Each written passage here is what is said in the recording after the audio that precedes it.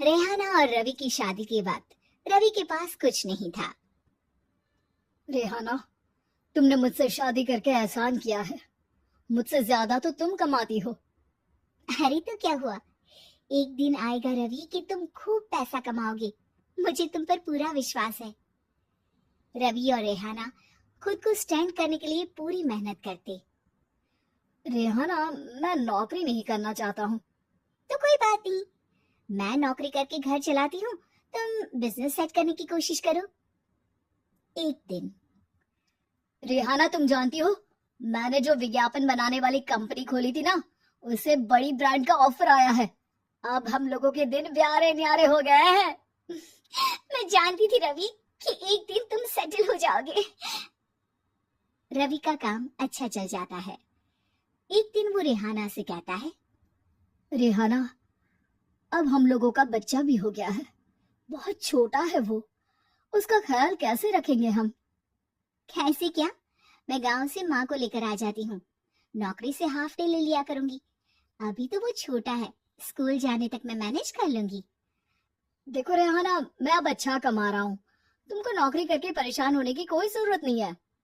अरे कैसी बात कर रहे हैं, मैं अपनी लगी लगाई नौकरी कैसे छोड़ दूं? और मैंने तो सुना है हम लोगों को कुछ ही महीनों में सरकारी नौकरी मिल जाएगी। सरकारी नौकरी में कितना कमा लोगी? उतने में तो मैं ड्राइवर रख लूंगा। रेहाना को रवि की बात का थोड़ा बुरा तो लगता है। कम से कम मेरी नौकरी की इतनी बेइज्जती मत करो। भूल गए, इसी नौकरी की बदौलत तुमने अपना बिजनेस खड़ा किया है। अरे वो तो मैं किसी के भरोसे भी कर लेता। देखो, अपने बच्चे को संभालो, घर का काम करो। अब बाहर जाती तुम अच्छी नहीं लगती हो। रेहाना रवि के कहने पर नौकरी तो छोड़ देती है, लेकिन अब बड़े से घर में उसकी कीमत किसी नौकर से कम नहीं होती। एक दिन रवि का दोस्त आता है। भाभी, हम लोग तो आपको तब से जानते हैं जब से आप लोग शादी होकर इस शहर में आए थे। आपकी बदौलत ही सारा बिजनेस खड़ा हुआ है। ये किस्मत तो आप ही की है भाभी। हाँ हाँ भाई, हमारी मेहनत तो कुछ है ही नहीं। अरे होगी, लेकिन भाभी की किस्मत के आगे कुछ नहीं।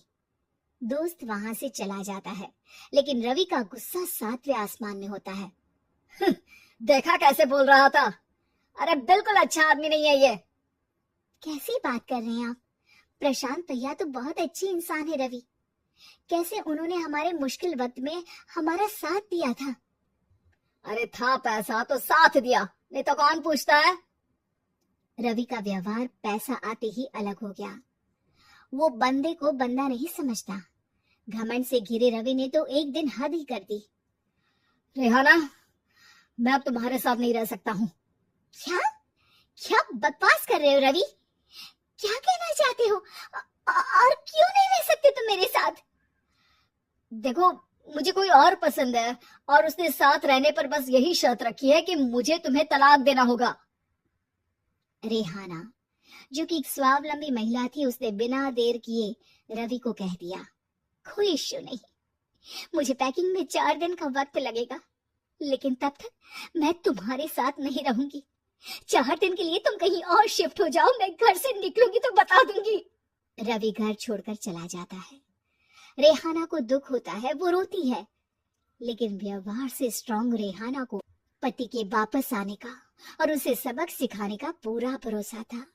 फिर एक दिन, अरे शुशिका, कब शादी करोगे तुम मुझसे? यार मैंने तो सोचा था तुम शादी से पहले मुझे विदेश लेकर जाओगी, महंगी कार दिलाओगे। अरे सब दिला दूंगा, लेकिन पहले मुझसे शादी तो कर लो। हाँ हाँ, क्यों नहीं। मैं कुछ दिनों के लिए अपने मम्मी पापा के पास जा रही हूँ और लोगों से अपनी शादी की बात करूंगी। अरे शुशिका, कैसे रहूंगा मैं तुम्हारे बिना? अब तो शादी ही होने वाली है हम लोगों की। शुशिका रवि को छोड़कर चली जाती है। रवि घर आता है, जहाँ रेहाना को ना पाकर उसे सब अजीब लगता है।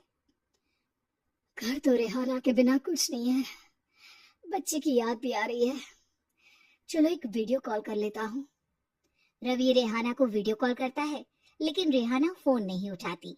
रात को सोते वक्त मन कर रहा है मुन्ने को गले लगा लूं।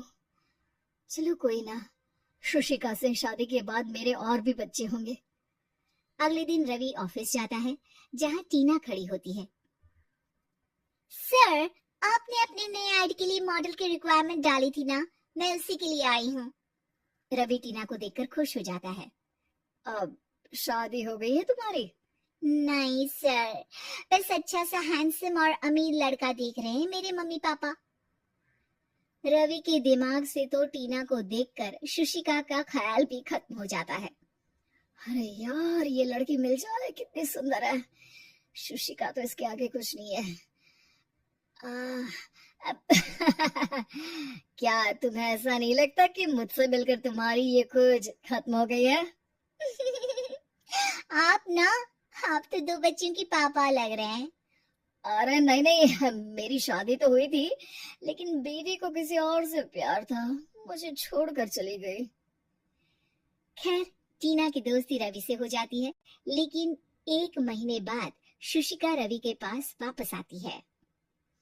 मेरे मम्मी पापा तुमसे मिलना चाहते हैं, लेकिन उन लोगों को ये मत बताना कि तुम पहले से शादीशुदा हो, और हाँ, शादी से पहले अपनी सारी प्रॉपर्टी तुमको मेरे नाम करनी होगी।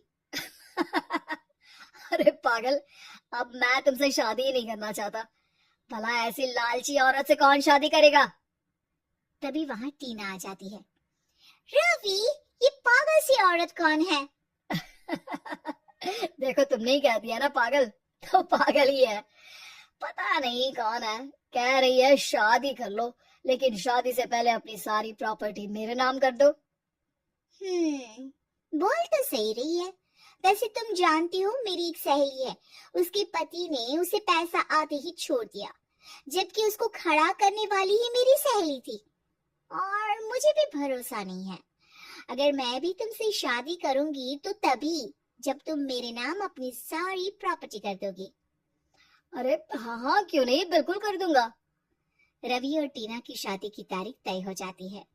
वो अपनी सारी प्रॉपर्टी की कागज लेकर शादी वाली जगह पर पहुंचता है, लेकिन वहां टीना आती नहीं।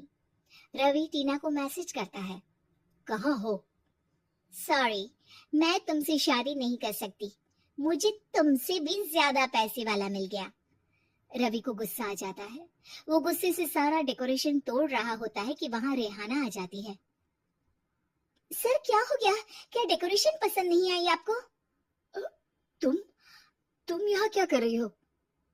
मैं यहाँ की डेकोरेटर हूँ। क्या आपको पसंद नहीं आई यहाँ की सजावट? रवि दौड़कर रेहाना के गले लग जाता है। मुझे माफ कर दो रेहाना। रवि रेहाना के गले लग जाता है और रेहाना टीना को थैंक्स का मैसेज करती है।